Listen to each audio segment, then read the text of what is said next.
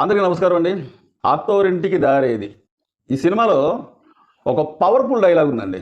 అంటే మీకు ఒక అనుమానం రావచ్చు, అత్తోరింటికి దారేది గురించి ఎందుకు చెప్తున్నారు నాయన అని.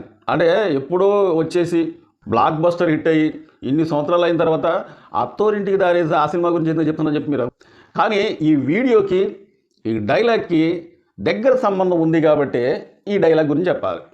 నాకు తిక్కుంది, దానికి లెక్క ఉంది అని.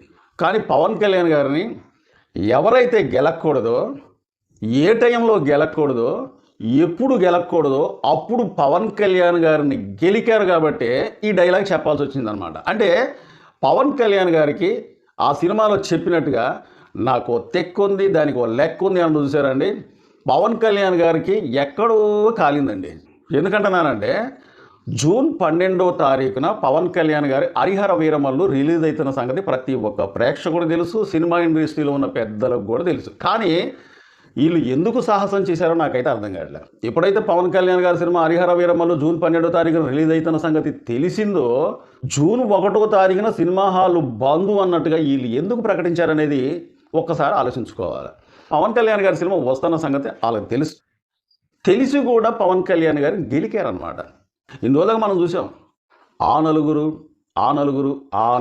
అని.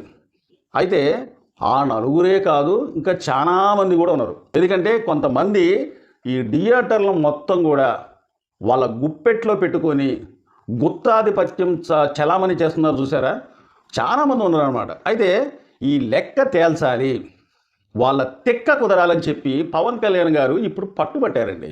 మీరు బంద్ చేయడానికి కారణం ఏమిటి, బంద్ చేసే అంత పరిస్థితి ఎందుకు వచ్చింది, అసలు బంద్ చేయాల్సిన అవసరం ఏంటి అని చెప్పి పవన్ కళ్యాణ్ గారు దీని గురించి ఎంక్వైరీ చేశారనమాట. సరే, ఈ సందర్భంగా అల్లు అరవింద్ గారు బయటకు వచ్చారు.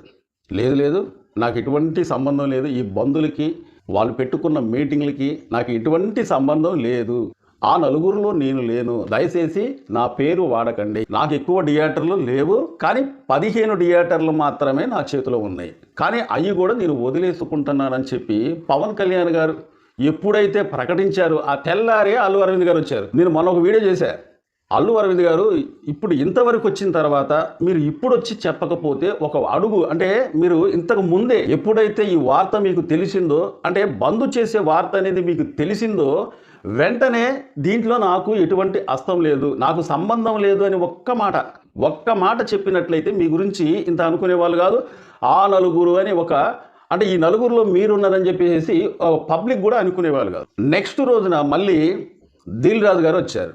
దిల్ రాజు గారు వచ్చి బంధుకి నాకు ఎటువంటి సంబంధం లేదు, నా దగ్గర ఉన్న 30 థియేటర్లు మాత్రమే, పవన్ కళ్యాణ్ గారు నా అన్న లాంటి వాడు, అన్న ఒక మాట అంటే పడితే తప్పేంటి అని ఎదురు ప్రశ్న వేసిండనమాట.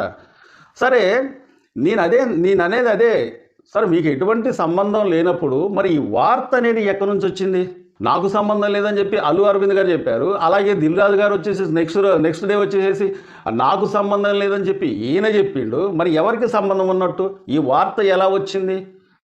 ఏదైనా కానీ నిప్పు లేనిది పొగంటూ రాదు. అల్లు అరవింద్ గారు ఒక మాట చెప్పారు, ఆ రోజు మీరు అందరు కలిసి ఆ వీడియో చూసే ఉంటారు.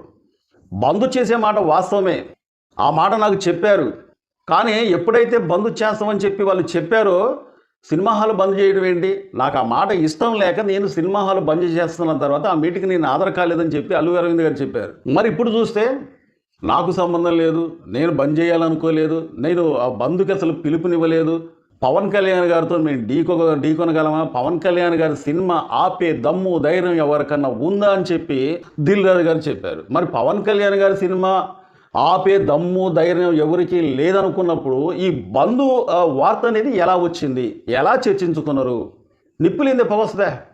సరే, ఇతను చెప్పిన మాట నిజమైనట్లయితే, ఇతను చెప్పిన మాటలో వాస్తవం ఉన్నట్లయితే, అసలు నాకు తెలియగలుగుతున్నా, చాలాసార్లు మనం గమనించాం, కేవలం పవన్ కళ్యాణ్ గారి సినిమా రిలీజ్ అయ్యేటప్పుడు మాత్రమే ఇసంటి బంధులని ఇబ్బందులని ఎందుకు వస్తున్నాయి అనేది నాకు ఇంతవరకు కూడా అర్థం కావట్లేదు.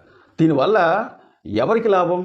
ఇప్పుడు పవన్ కళ్యాణ్ గారి సినిమా ఒకవేళ వచ్చిందనుకోండి, బ్లాక్ బస్టర్ హిట్ అయిందనుకోండి, 100 కోట్ల రూపాయల కలెక్షన్ చేసిందనుకోండి, అప్పుడు ఎవరికి లాభం? ఇటు నిర్మాతకి లాభమే, అటు డిస్ట్రిబ్యూటర్కి లాభమే, అటు ప్రేక్షకులు ఎరగబడి చూస్తూ ఉంటారు కాబట్టి ఆ థియేటర్ కూడా కలకలాడుతూ ఉంటుంది. అంటే ఆంధ్ర తెలంగాణ రాష్ట్రంలో ఏదన్నా ఒక సినిమా అది చిన్న సినిమా కావచ్చు, పెద్ద సినిమా కావచ్చు, ఎటువంటి సినిమా అయినా కానీ కలెక్షన్ల వర్షం కురుస్తూ ఉంటే మన ఆంధ్ర తెలంగాణ థియేటర్లు కూడా మొత్తం కలకలాడుతూ ఉంటాయి. అక్కడ చేసే చిరు వ్యాపారస్తులు ఉంటారు, బయట చిరు వ్యాపారస్తులు ఉంటారు, పక్కపక్కన ఉన్న హోటల్స్ ఉంటాయి, లేకపోతే సినిమా హాల్లో కూడా వీళ్ళకి ఆదాయం అనేది ఎక్కువ ఉంటుంది. ఇట్లాంటి ఇబ్బందులు మళ్ళీ మళ్ళీ మళ్ళీ మళ్ళీ తలెత్తకుండా ఉండాలన్నా ఆంధ్ర రాష్ట్ర తెలంగాణలో థియేటర్లు మొత్తం కూడా కొంతమంది చేతులు గుత్తాధిపత్యంగా మారకుండా ఉండాలంటే ఇటువంటి చర్యలు తీసుకోవడమే కరెక్ట్. చాలామంది మా వీడియో చూస్తున్నారు కానీ సబ్స్క్రైబ్ చేసుకోకుండా చూస్తున్నారంటే దయచేసి మీరు మమ్మల్ని సబ్స్క్రైబ్ చేసుకుంటే మమ్మల్ని ఎంకరేజ్ చేసేందుగా ఈ వీడియోపై ఒక లైక్ చేయండి, మీ అమూల్యమైన కామెంట్ తెలుపుతారని చెప్పి కోరుకుంటూ మా వీడియో నచ్చితే సబ్స్క్రైబ్ చేసుకోండి. మరో మంచి వీడియోతో మళ్ళీ మేము ముందుకు వస్తా. Thank you.